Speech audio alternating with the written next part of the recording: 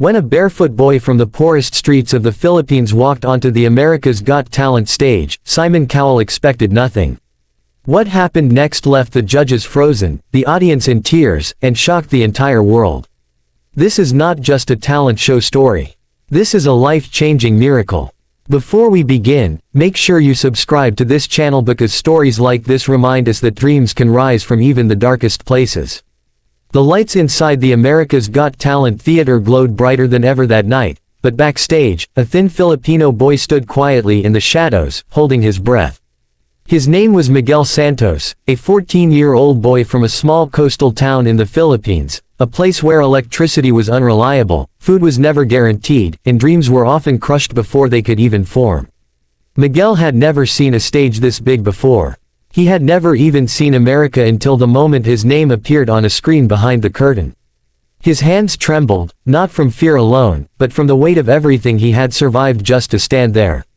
Miguel was born into poverty so deep that his family often slept hungry.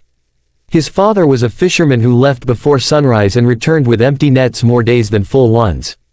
His mother washed clothes for neighbors, earning just enough to buy rice for the day. There were nights when Miguel listened to his parents whispering about debts they could not pay and futures they could not see. Music was never supposed to be part of his life.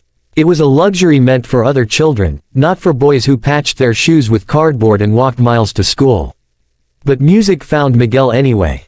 Every morning, on his way to school, Miguel passed a small radio repair shop. The owner, an old man with cracked glasses, played American songs on a dusty radio while working. Miguel didn't understand the English words at first, but he felt something in the melodies that made his chest tighten. One day, the radio broke, and the music stopped. That silence felt heavier than hunger. That night, Miguel sang softly to himself under a flickering candle, trying to remember the tune he had heard. His voice surprised even him. His mother was the first to hear him sing. She froze in the doorway, laundry basket still in her hands. Miguel stopped immediately, afraid he had done something wrong. Instead, tears rolled down her face. She told him he sounded like hope. From that night on, Miguel sang whenever the world felt too heavy. He sang while helping his father mend nets. He sang while waiting in line for donated food. He sang when storms destroyed their home and they had to rebuild with scraps. But life did not become easier just because Miguel could sing. When Miguel was 10 years old, his father fell seriously ill. The fishing stopped completely. Medical bills piled up. Miguel dropped out of school to work at a roadside stall selling boiled corn. Customers barely noticed him, but sometimes, when business was slow, he sang quietly. One afternoon, a stranger recorded him on a phone and uploaded the video online. It showed a thin boy with dusty clothes and a voice that did not match his appearance. The video received a few thousand views, then stopped. Miguel thought that was the end of it. Years passed, and poverty tightened its grip.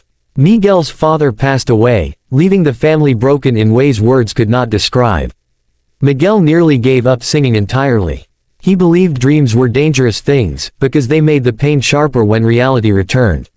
Then one day, a local teacher visited their home. She had seen the old video and told Miguel about auditions for America's Got Talent.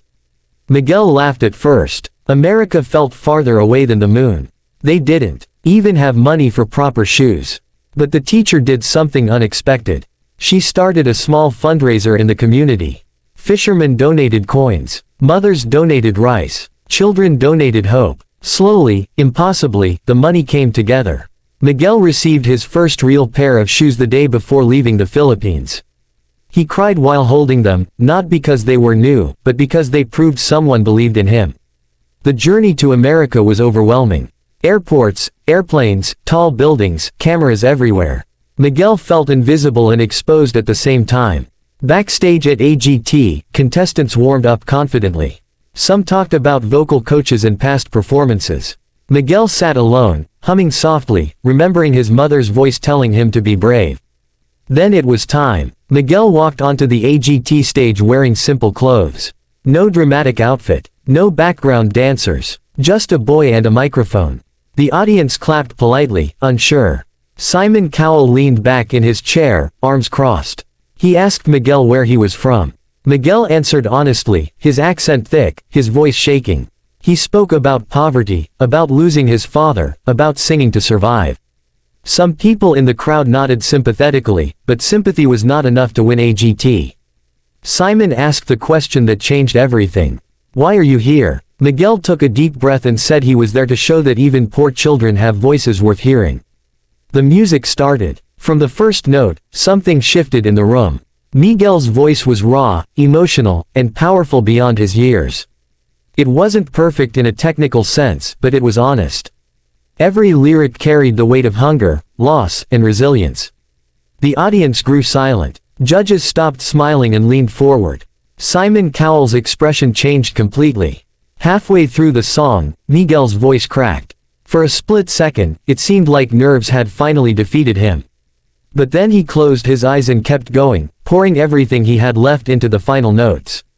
When the song ended, there was a moment of stunned silence before the theater exploded in applause. People stood up. Some cried openly. Heidi Klum covered her mouth. Howie Mandel shook his head in disbelief. And Simon Cowell, the man known for crushing dreams with a single sentence, looked shaken. Simon spoke slowly, choosing his words carefully. He said he had heard thousands of singers, but rarely had he heard truth like that. He admitted that he had judged Miguel the moment he walked on stage, and he was wrong. The crowd erupted again. Then came the twist no one expected. Simon stood up. The audience gasped as Simon walked toward the golden buzzer. Miguel looked confused, unsure what was happening. When Simon pressed it, golden confetti rained down from the ceiling. Miguel fell to his knees, overwhelmed. He cried like the child he never got to be, covering his face as the audience cheered his name. Backstage, producers hugged him. Cameras followed every step. Overnight, Miguel became a global sensation. Interviews flooded in. Celebrities shared his performance. Donations poured into his family's life back home. His mother watched the performance on a borrowed phone, crying and laughing at the same time, unable to believe her son's voice had crossed oceans. But success did not come without challenges. Miguel struggled with pressure. Online critics questioned his authenticity. Some said his story was exaggerated. Others said he was being used for ratings. Miguel read comments late at night, doubting himself. He almost quit again. Then Simon Cowell called him personally. He told Miguel that success always brings noise, but truth always survives it. Miguel returned to the AGT stage stronger. Each performance told a chapter of his life, pain, hope, healing. The finals arrived, and Miguel sang a song he wrote himself, dedicated to his father. The performance ended with the entire theater standing once again. Miguel did not win first place. But he won something bigger. A record deal, a scholarship, a new home for his family. And most importantly, the belief of millions of children who saw themselves in him. Today, Miguel Santos is no longer just a poor boy from the Philippines. He is a symbol of what happens when talent meets courage and someone finally listens.